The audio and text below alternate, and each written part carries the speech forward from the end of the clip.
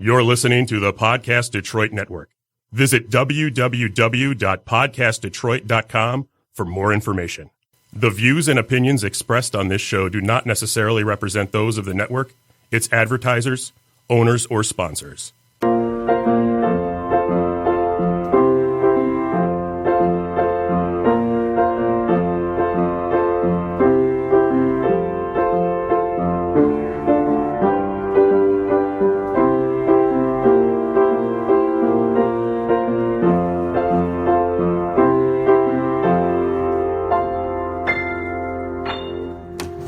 Welcome to the Make Meaning podcast. I'm Lynne Golodner, a writer, entrepreneur, and change maker, and I've dedicated my life to sharing stories of how people make meaning in their work and find purpose in their lives. You just heard a great original composition by my son, Asher Schreiber. This podcast highlights some of the great ideas and activities people do every day to make the world a better place. So much of the meaning we find comes from interacting with great people, developing relationships that are mutually beneficial, and doing work that inspires. I hope you'll be inspired by the people you meet on this podcast. We all need to find a way to make meaning in the mundane. Welcome to the Make Meaning podcast. Today, I'm talking with my dad, Norman Cohn, on this first episode of the Make Meaning podcast with Lynne Golodner. My dad is one of the most incredible people I've ever known. He was a leader in the scrap metal industry for decades, founding and leading his company, Norco Alloys. He built his life himself, working hard at every turn, and started out as a teacher in Highland Park before discovering his love for the scrap industry. Perhaps even more important, though, is that he's a terrific father and my hero. I consider my dad my biggest mentor and business advisor, and I can't imagine a better inspiration. So I'm happy to share his wisdom and inspiration with all of you. Welcome to Make Meaning, Dad. Thank you very much, Lynn. It's a great pleasure to be able to be here. Yeah, I thought it would be really fun to start this podcast with you and I talking as we've done for all of these years. And I was telling Jessica, my engineer here in the studio, that I turn to you for everything. It could be parenting advice. It could be career advice, even dealing with people. I always turn to you because you have such a no-nonsense approach, and I really admire that about you. So tell me a little bit about your career and what you're most proud of, what you enjoyed the most.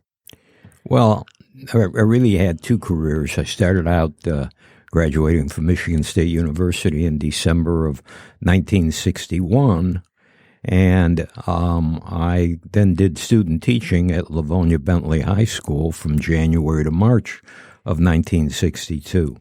That came about because when I was a junior at Michigan State, my mother had said to me, get a teaching certificate. My parents had come through the Depression, and my mother felt that you always had a job if you were a teacher. Sure. So I did that, and after I did my student teaching, I then went to work for the City of Detroit Parks and Recreation and worked at Palmer Park. Oh, wow. From March of 1962 through September of 62, when I began teaching at a junior high school in Highland Park, Michigan. And you were teaching science and history? General science and in English. Uh-huh. We had the children divided by abilities, and the abilities went by IQs. Wow.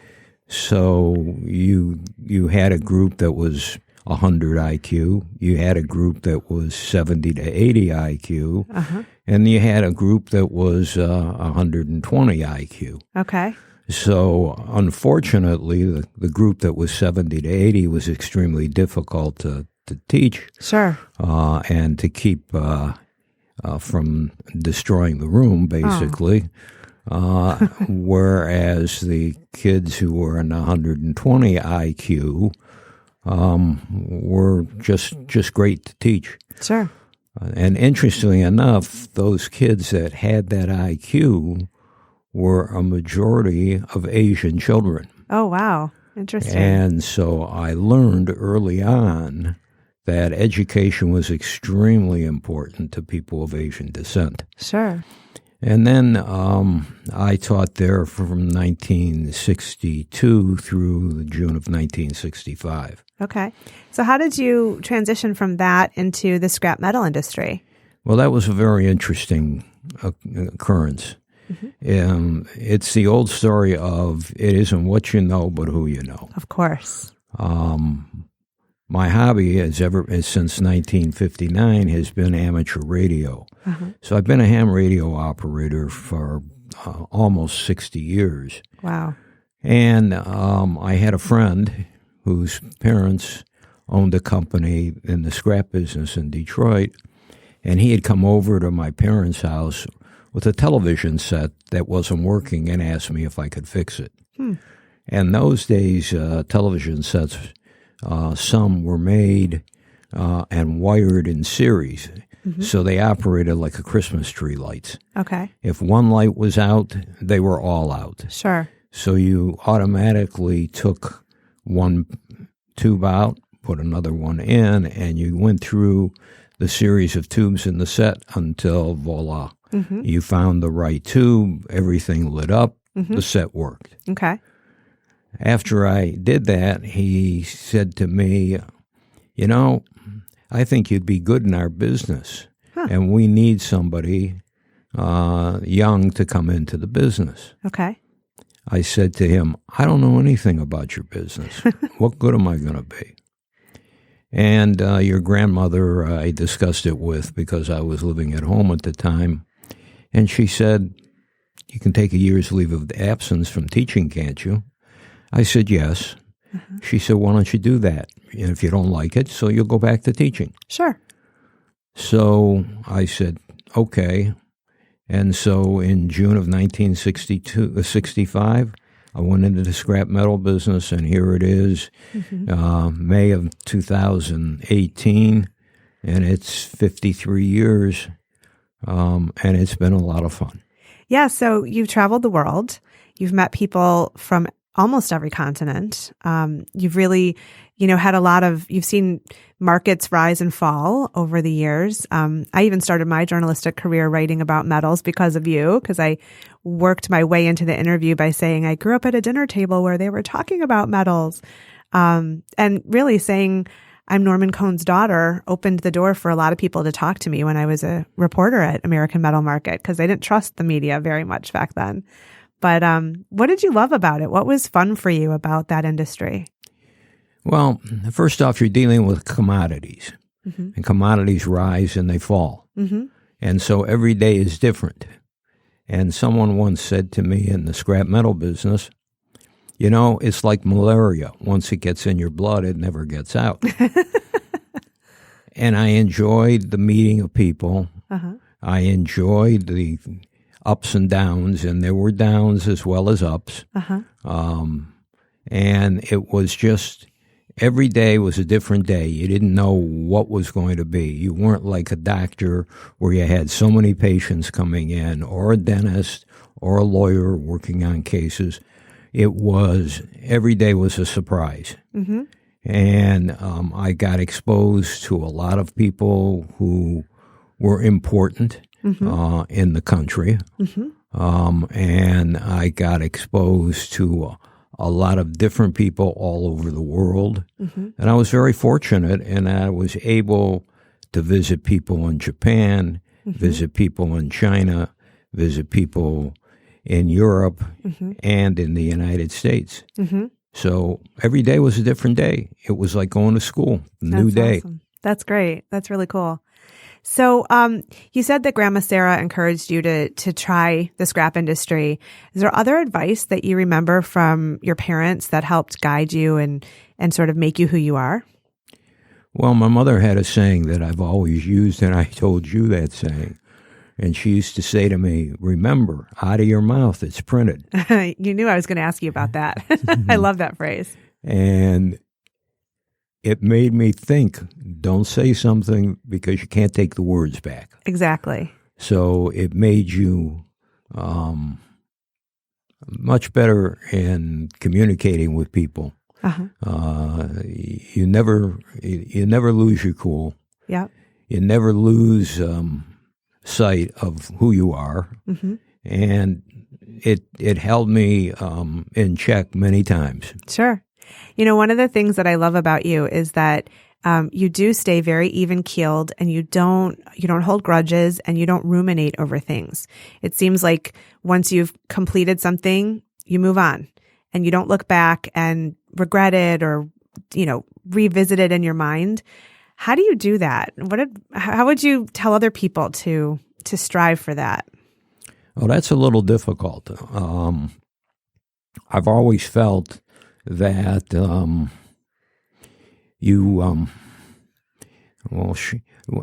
let me say this. It's a misnomer that I don't hold a grudge. It's just that I know that it isn't going to do me any good. Okay. You get angry. So who do you anger? Yourself. Sure. And it's not worth the energy to get angry, because life is a circle. Uh-huh. That which goes around comes around. It's true. You don't have to worry. You're going to run into that person sometime or another. Sure. And I have, unfortunately, along with fortunate, worked with some people who, were very difficult. Mm-hmm. And I can think of an individual now that I work with for a number of years who, as one of my colleagues said, if he isn't on his meds, look out. Yeah. And that individual was eventually bought out of a company, was out of the metal business for a period of years because he had a no-compete, and now is trying to start up his own company. And it's going to be extremely difficult because the old saying, don't burn bridges, and he's burned every bridge there is. Sure. Yeah. What goes around comes around. It's true. So I try to keep that contact of being on an even keel. And in the days that I played ice hockey, if I had anger, that's where it got taken out on. Absolutely. On a rink. Yep. And then take off my skates and get on with life. I love that. It's great. It keeps you calm, So you have 3 children who adore you, and you're close to all of us. You have 10 grandchildren. What would you say are the lessons or values that you think you've passed along to all of us? Well, I've tried to get you to be on even keel, and I also have put the energy into each of the grandchildren because I wanted to pass on some things that I had experienced when I was younger. And I want them to know that I'm just not a figure. I'm there. Sure. They can have a discussion with me. Being my age, I have some experience, so I can pass the experience on to them. Yeah. Not saying that they will follow it. Right. As my father once said to me, I asked him about something, and he said, "You want my answer?" And I said, "Yes." And he looked at me, and he said to me, "I'll give it to you, but if you do the opposite, don't come back to me and complain." That's good point. So it made me absolutely sure that I listened to what was said to me. Sure. I think that when my son, Asher, hears something from you, he's more likely to listen to it than when he hears it from me. Just because, there's a generation removed and you guys have a special relationship that's different than a parent and child. So I think he takes you more seriously than he will me. You think? Well, I do. And I think he's got a great career ahead of him, whatever he does, because he's intelligent, he's calm. And right now, being a teenager, there's going to be times he isn't, but that's normal. Yep. And as much as you might not think so, and he's got stages to go through. Everybody does. I did. You did. Yep. We all do. That's true. That's really true. So, who do you most admire? Is there a person in your life or just in general that you really admire? I had the opportunity to work at a company in Baltimore, Maryland, called H. Claff and Company. And it was an old line company in the metals business. It had been in existence since 1901. Oh, wow. And I was offered a position there, and in 1971, I was the first non-corporate member Okay. to go to work there. Okay. It was all family. I was the outsider.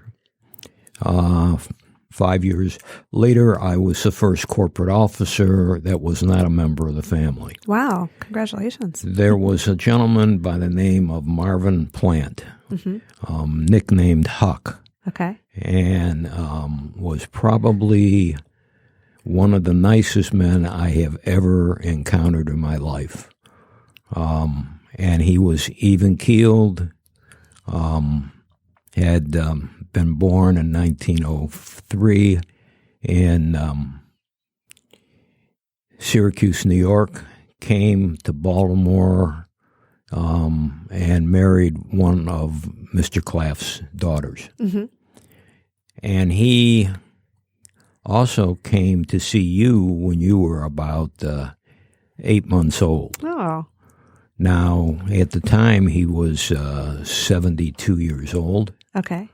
and he really didn't have to come to Detroit from Baltimore, but he wanted to come and see you, and I thought that that was magnificent of him. He had been on the War Production Board in the Second World War. Wow. Also, when the Korean War started, minerals were rationed. They were you couldn't get certain things. He was on he was on that board in Washington, and he was just as tall a man as he can be, and as fine a man as there could be. Great character. And so I, always had a great deal of respect for him. Yeah, absolutely. So, I know that you're still doing some deals when you can on, sort of a consulting basis. But what do you think your next chapter is? Do you think something else? No, not really. I would like it to be that I enjoy my grandchildren. I get to see the youngest graduate high school. Probably it's 11 years away. Hopefully I do. It'll be here before you know it. But they're all, climbing up the ladder and doing it well. It's great. Yeah. Amazing kids, 10 grandchildren, and they're all really remarkable, And each is a person upon themselves. It's true. And I just love how close our family is, and that everybody wants to be together. You don't often find that. And I think that's pretty remarkable. You and Mom should take that credit. Absolutely. Well, we try, and I try never to interfere. If they want some advice, I'm there. If they don't, I don't. And it's not my job to be their parent. Right. It's it's my job to be their papa. Absolutely. So, this podcast is about making meaning and finding purpose. And I wonder what your thoughts are on that. If you have advice for people listening to this about how they can find that purpose, or sort of what they're meant to do, or to make the world better. Do you have any advice for people? Well, I would say if you have the desire, it's always nice to do it for yourself. And I worked for a number of years for people, and then came to the conclusion that I wanted to have my own company. You were 10 years old, your sister was 8, and your brother was 6. And I turned around and I said to your mother, I think I'd like to have my own company. And she said to me, well, then go ahead and do it. You're 42 years old. I don't want you to be 50 and say, I should have done this. Right. And if I have to go back and teach, I will do that. But go ahead. Now, I'm fortunate. I had and have a wife who was there to be behind me and to push me forward. Yep. And I did that, and I was successful. Mm-hmm. And I had the opportunity to have people in my employ who were good people, and we had no more than 20 people in the company, mm-hmm. and everybody was treated equally, and there was no, this one gets this and that one doesn't. Mm-hmm. If we had programs, as an example, medical, mm-hmm. everybody got the same medical program. Somebody didn't get a cheaper program because they were an employee working in the plant. Sure. Consequently, we never had a union because nobody wanted it because they were taken care of the proper way. Sure. And we structured it after a while that we worked 4 10-hour days, mm-hmm. and that was it. So everybody had, 4 9-hour days, mm-hmm. and 1 4-hour day on Friday from till noon where everything was cleaned up, and everybody had Saturday and Sunday completely off and Friday afternoon. You know how revolutionary that was. People talk about it today as if it's a new idea. That's pretty cool. Well, and then Christmas time, we scheduled it so that between Christmas and New Year's, nobody's going to work. Right. Nobody, they got the Christmas spirit. Right. So we would close down around the 22nd or 3rd of December and come back on the 2nd of January. Yeah, that's great. That's important. And it was the unwinding period. Yep. Well, I talk all the time when people ask me about my career that I was raised in an entrepreneurial household. And I credit both you and Mom for that. So while you were the entrepreneur, her support was essential. And when I think about how I was 10 and Mom was a stay-at-home mom and the three of us were pretty little, that was daring and risky. And you both just said, leap, let's just try it. And so you've always instilled that in me, and I'm really grateful for it because I've been working on my own for 20 years now. Been my own boss. That's pretty amazing.